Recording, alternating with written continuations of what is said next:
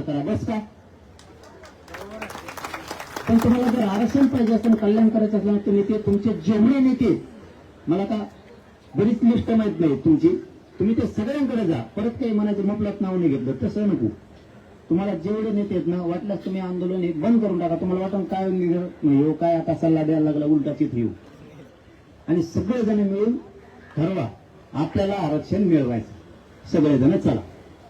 तुम्ही बसायची अर्धी तिकडं अर्धे येणारच नाही. खरंच एवढा दमगरू होय राज्य यायला आपण एकमेकाच्या खुटीला बांधायला शेजारीच राहू.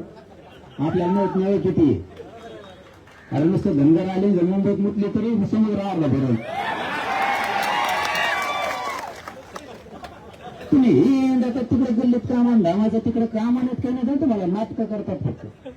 माया मागलं काम होतं काय नांगर मोडायचं पाहिजे तुला काय काम होतं काही काम नाही भण नाही काही नाही काही नाही.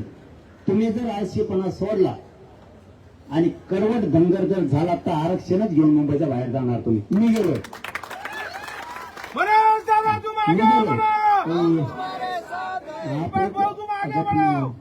आपल्याकडे गिरण तिकीट होतं त्यांचं टेकून देणार मग आपलं टेकून नंतर आजचे दिवस त्यांचंच ये शिकंड मग तुम्ही जर सगळे धनगर बांधवाचे नेते धनगर बांधवांनी जर ठरवलं मुंबईकडे आहे त्या वाहनांनी निघायचं तर महाराष्ट्रातला 6 कोटी मराठा मी तुमच्या मागे उभा करतो. तुम्हाला शब्द जे व्हायचं ते होईल. तर तुम्ही जरी असलं घरानं सांगत बसतात आम्हाला 6 जा म्हणते तर 7ला जा म्हणते. आपण 7ला 6 जात नव्हतो जरा आहेत तिकडे 7ला बसू 7 नाही 8 नाही 5 नाही. मी एकदा रक्त पांघरून झोपलो पुन्हा उठायच नसतो बाबा. मला बी $10 म्हणलं होतं ही जागा आहे कोणची काय माहिती मला दिसली नाही. कारण येताना मी झोपेत आलो जाताना झोपेतच गेलो. ते म्हणले होते 6 वाजता रस्ता म्हणलं 6च पुढे होतं नाटक काय आज नाही फडणवीस साहेब डेंजर माणूस आहे. त्याला अशी वोट लागते. तुम्हाला निवडून आणायचं ना देवेंद्र फडणवीसला जाणार बस का पण आरक्षण दे म्हणा. तुम्ही महायुतीला निवडून आणा नाही तर महाविकास आघाडीला आणा काही देणं घेणं का.